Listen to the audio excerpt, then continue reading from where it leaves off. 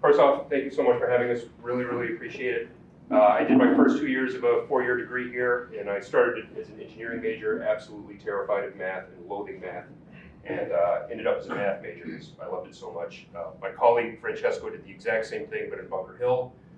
We both ended up not knowing each other, did the exact same thing through community college, won this award here, he won the same thing at Bunker Hill, and we just graduated in December, both of us, from Salem State with a degree in pure mathematics. And we're both graduate students at Salem State right now. This came to be because about 2 years ago we were taking a very abstract and very interesting part of math called abstract algebra, which deals in group theory and ring theory and other things that I had never heard of before. And Francesco and I had taken the Introduction to Proofs class, which is the first class you take as an upper level math major, like the first thing you do after calculus when you're done computing things. And so we decided to take, we liked that class, we decided to take group theory together. We did that, we learned a ton. We took number theory after that, which is kind of group theory, again, with integers laid out on top of it. And then we were invited to take a graduate course in cryptography by the department chair, actually, which was pretty awesome. We took cryptography, loved it, and one night Francesco was working on a problem that he had been working on while we were taking number theory, trying to prove something that, just a problem he had found interesting. This was probably 6-8 months later. The class was long over and he was still working on this problem. He was on his way to my house and we were studying for the midterm for cryptography, and he called me on the way and said, I finally proved this thing, and I think I found a way to hide messages in it. So he came to my house, and we spent the time that we were supposed to be studying for our midterm developing this thing, and we took it to the department chair for mathematics at Salem State, and he told us not to do anything with this, don't present it to anybody, put a patent on it. So we did. It took us about 6 or 7 months to do. We just got the patent last night. Wow. We're going to be presenting this at the Mathematics Association of America conference in Fitchburg, the regional conference. And we've never done this before, and you guys are guinea pigs today. Thank you so much. It's going to be a 2-part presentation. There's mathematicians in the room, so Francesco's going to stand up and talk about the pure mathematics part, the we'll never use this ever in our lives part. It's very thick. It's very thick, and I apologize for him. But the mathematicians in the room would find it interesting, and it proves everything we're talking about, where it's at least the foundation. It's the reason why everything works. And then when he's done, I'm going to stand up and do an example. I'm going to take care of the applied math part. And things maybe will start to make sense again, hopefully. So, you want to call it Francesco? Yeah, what's up? Thank you for having us here. I'm a little nervous. I don't know any of you, but you guys are lovely people, so I feel really welcome here. It's going to be a little painful for you because it's going to be about abstract algebra is probably the most hated topic in mathematics. And also you're going to have it all with my accent. So you can tell that I'm from Texas with my accent. And I mean, hopefully we'll go through it together. And it's going to be like probably 10, 15 minutes. Okay, so all the work is based on group theory, as I said. So I'm going to go through some few very easy concept of group theory, and hopefully I'll make you understand for who didn't do. So, sorry, who are the students? Who are the awards? Okay. So, congrats, you guys did a great job. So, I'm going to probably explain it to you and refresh it, or just say it. So, first, what is a group? A group is a set of elements with, we say, equipped with an operation. So you have this set of elements and you are allowed to use only one operation. And a group, in order to be a group, it needs to satisfy 4 properties. So the first property is closure, meaning that when you operate elements together, you generate an element that is an element of the group. The second property is associative properties. Basically, A operated with B operated with C is equal to A operated with B operated with C. And then there has an identity property. So the identity is present in every group, and is that element that operated with another element doesn't do anything to the element. So basically, I'm going to start writing things that we might use on the way. So we call usually the identity E.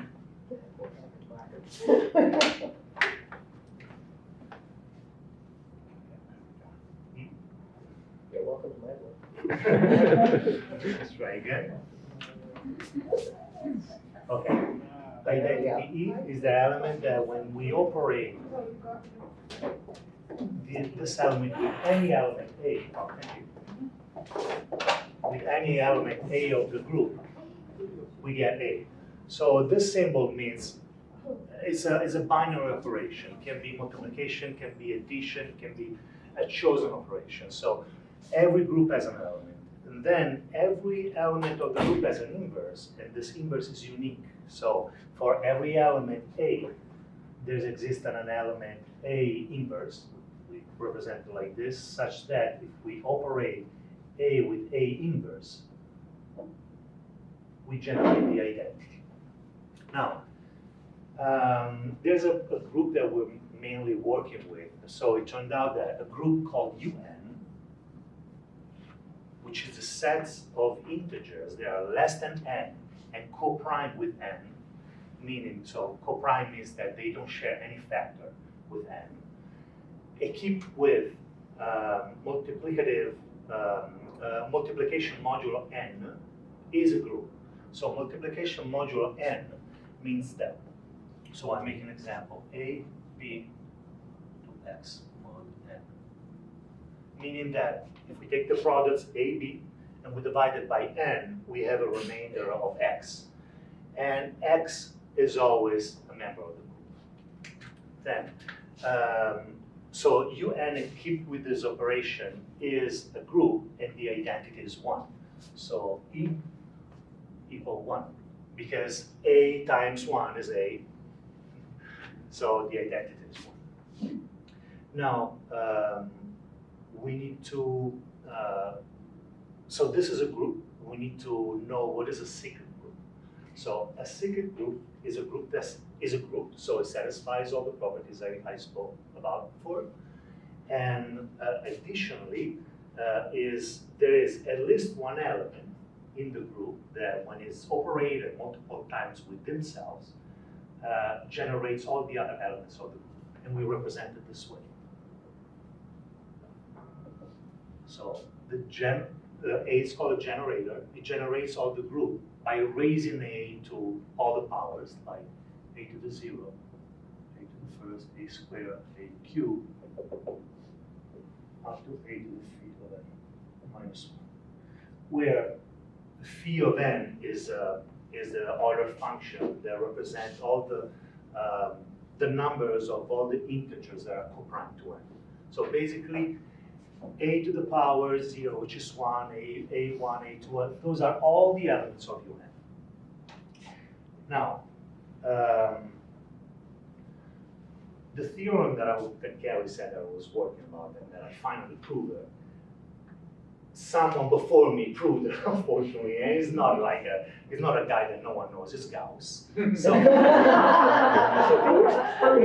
who doesn't know Gauss is like, I don't know, I'm saying Al Pacino in the movie, right? Is one of the greatest superstars in mathematics. So, and the theorem is called Gauss's generalizations of Wilson's theorem. I'm not going to prove it now because we don't have enough time, so I'm going to state the claim. And we're going to use only a very specific case of a specific case of the theorem because it's going to help us with this. So the theorem states this. So for if UN is a secret group, so is represented like this, then A to the 0 power times A to the first power times A to the second power times minus 1. So if I multiply all the elements of the group together, and the group is cyclic, then I generate an element which is congruent to a negative 1, 1, n, which is n minus 1. So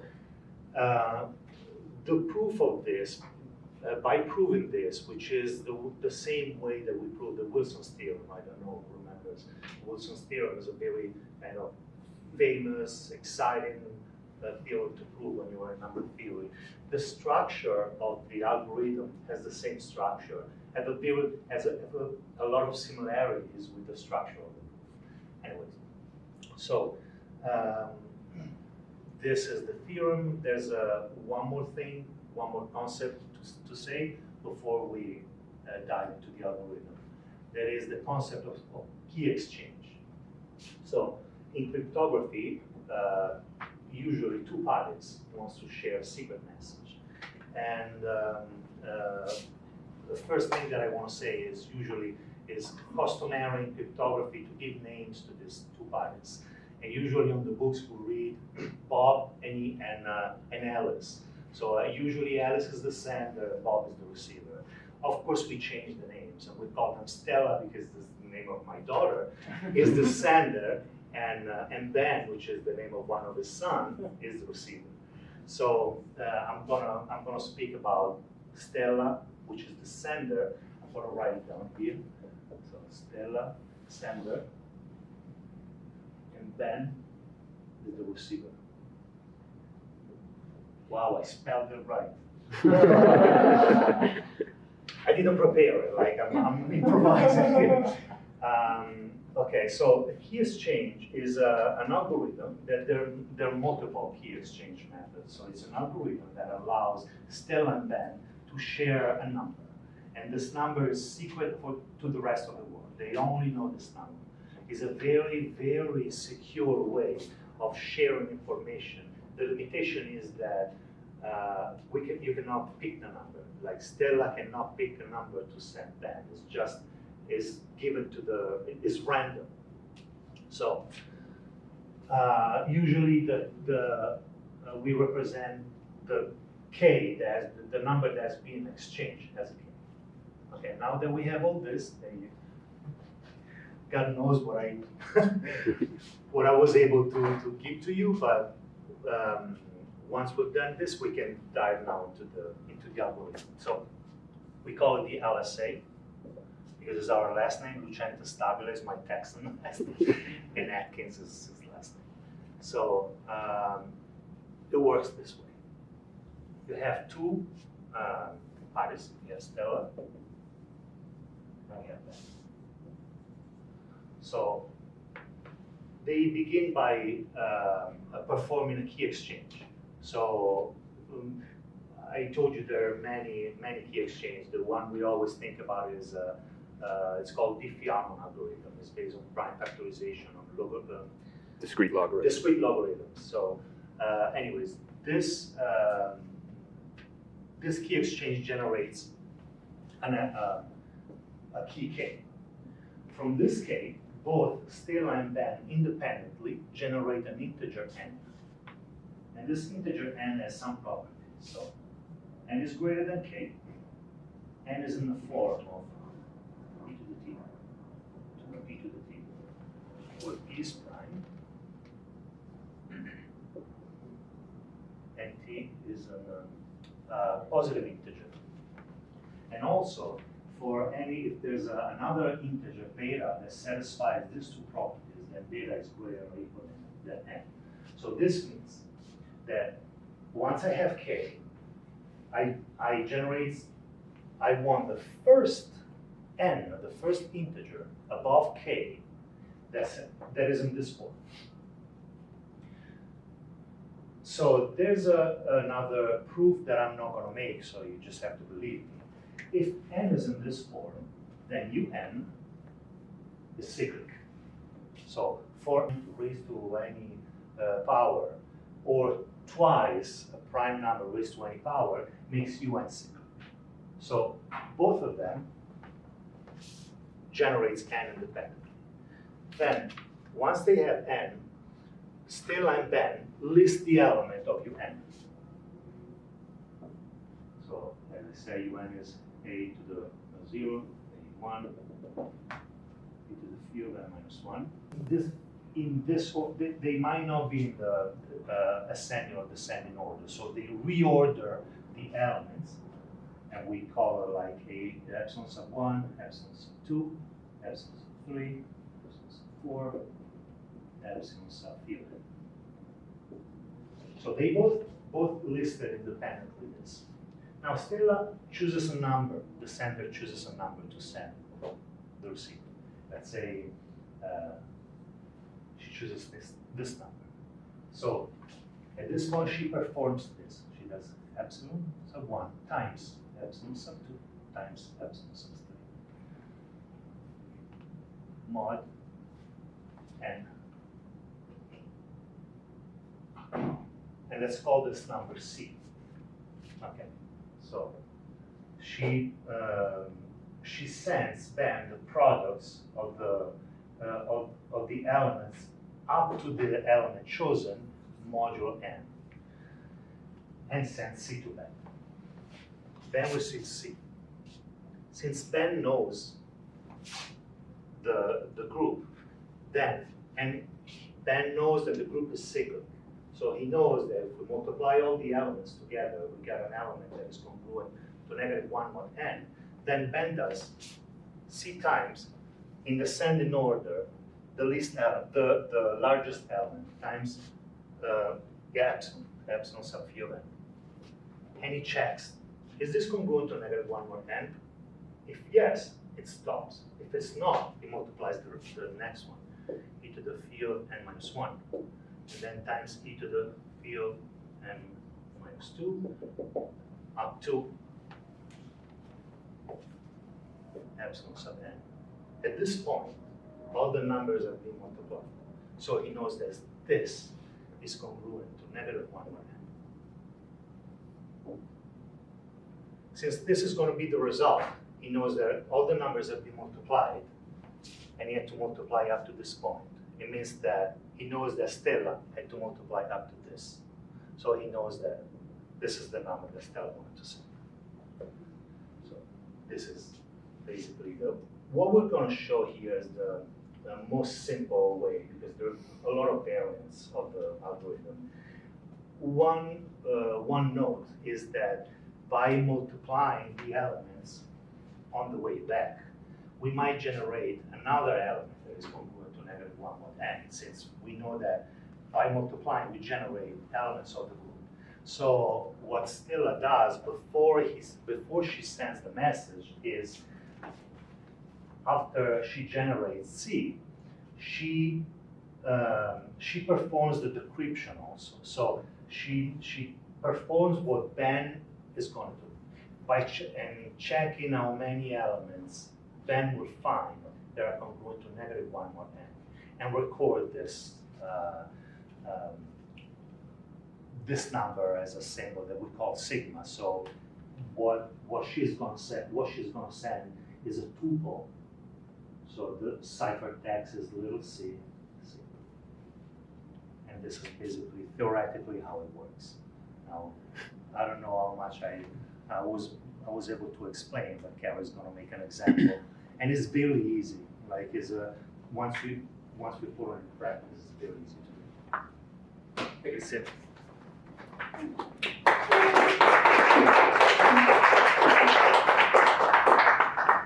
right, we don't need all this junk.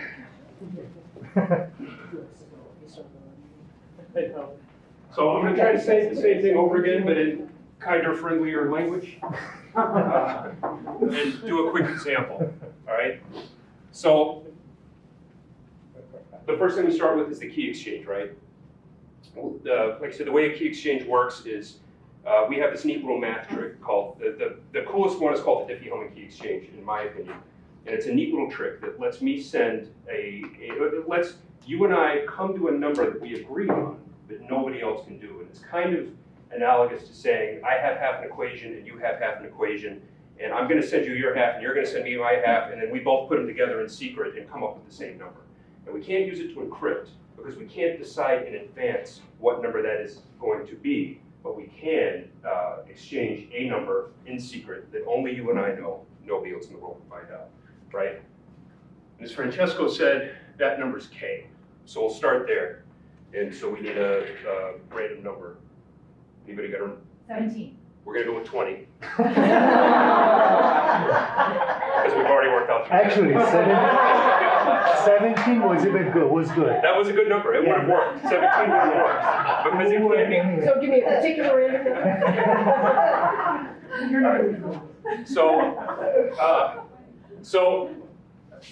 K is 20, right? We use a key exchange. Both of us agree that the number is 20. So if we follow the method of the algorithm, right, we go from K to N, right, to find our group. So remember, N has to be equal to P to the T, where P is prime and T is a positive integer, or 2 times P to the T. So what we're going to do is we're going to check every number starting with 21, because it's not greater than or equal to, it's strictly greater than. So we're going to start at 21 and see, can 21 be written in either of these two forms? Well, 21 is 7 times 3 factorized, so you can't write it. It's two different prime numbers, so we can't put it in this form. So we check 22. 22 works because 22 is 2 times 11 raised to the first power. So it does follow this property, right? So that gives us the group, the cyclic group, U22, right? And now we've agreed what group to work in. Notice that we had to come to this number. We share K, only he and I knew K, only the sender and receiver knew K, and since the instructions of the algorithm are given that go to the next largest number that satisfies this property, we both end up in U22 without anybody else in the world knowing it, which is pretty cool, right? And U22, what does U22 look like? Well, about 3.5 hours into his speech, we learned that U22 is going to be all of the integers up to n, up to 22, that are co-prime with 22, right? So this means basically that they don't share any common factors. They're all the numbers less than it that have no common factors, right? Except for 1. They can have 1, which means that 1 is in the group. Is 2 in the group? Well, 2 is not in the group because 2 is divisible by 2, and 22 is also divisible by 2, so it can't be in the group. But 3 is in the group because there's no common factors, right? 4 can't be in the group because 4 is divisible by 2, and 22 is also divisible by 2. So 5 goes in the group, right? What else? Did you write this down for me? Yeah. And I forgot it? Thank you. I'm usually good at this, but I'll get it wrong if I'm standing in front of a room full of mathematicians. All odds by 11. All odds by 11. 11, so 9, 7, 9, 13, 11, 12, 15, yeah, no, 11, 17. 19, 21. Okay? So this is our group that we're going to work within, right? So just to recap, we started with K. We both sent each other K in secret. We use that to get to N. This is N. This is U of N, the group. And now we're going to map it to part of the alphabet, right? Because, oops, there's not 26 letters. The alphabet starts with A. A, B, C, D, E, F, G, H, I, J. Okay?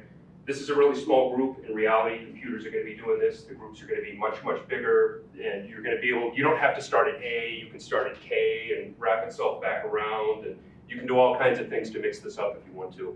We're just doing a simple example because it's not good to because math majors are notoriously bad at arithmetic after 1 year. I don't know if anybody else found that. I can barely count. Let's see. So from here we're going to pick a message to send. We're going to encrypt one number and send it back and forth. We'll go right in the middle, right to F. What message can we send? It starts with F. Francesco, we'll send something to him.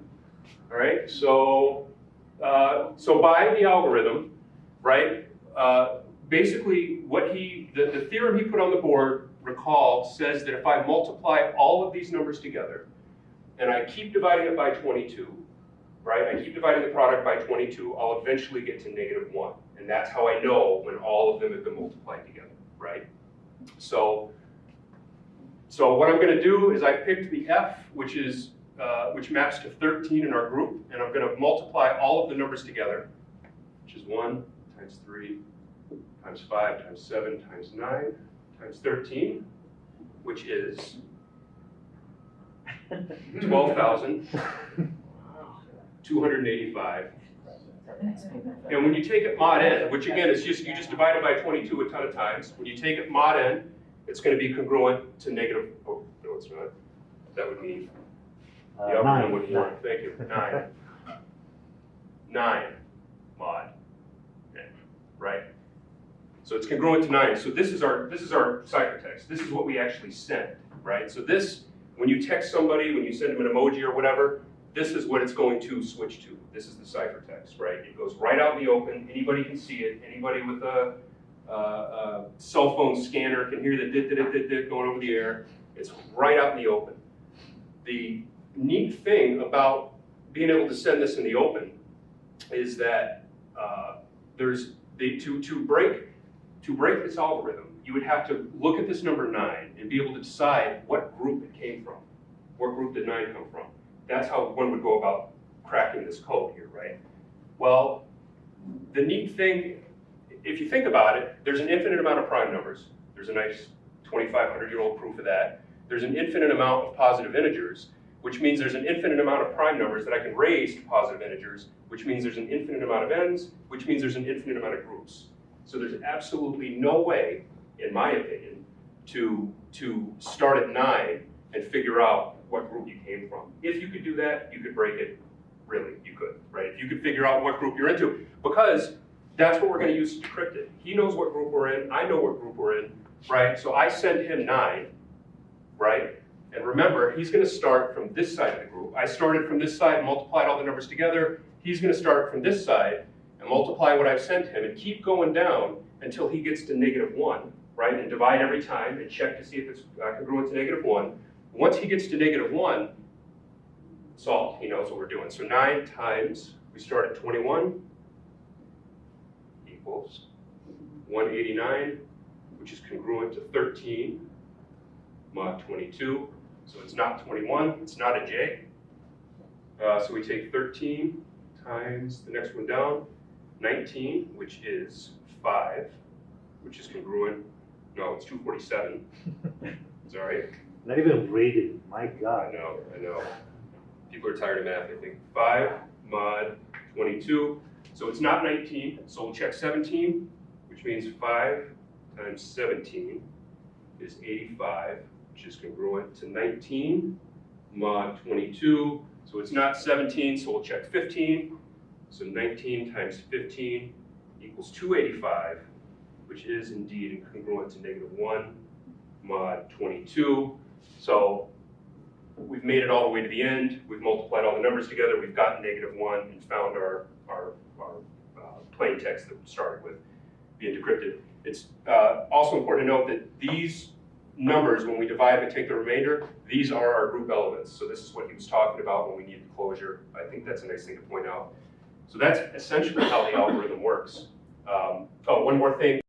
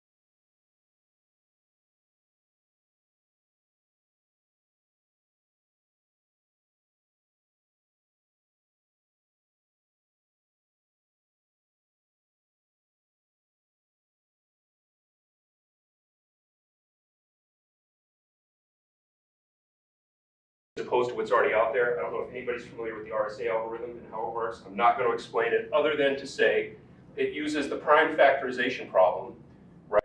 And so you take 2 prime numbers. If I'm the sender, I take 2 prime numbers and multiply them together, and I come up with this n right here. I don't tell anybody what prime numbers I use, but the whole world can see n. That's what I use to encrypt. So basically, I encrypt the 2 numbers together. I send him n. He uses n to encrypt and sends it back, and then I can decrypt by prime factorizing the p and the q. It's very, very hard to prime factorize. Computers are getting, not do is they guess, right? They go, try this P and Q, does that get us N? Nope. Try this P and Q, does that get us N? Nope. And eventually they're gonna multiply these things together, given enough time, and accidentally get to N. They're gonna guess it, and when they do, they're gonna know they guess it because N is public, right?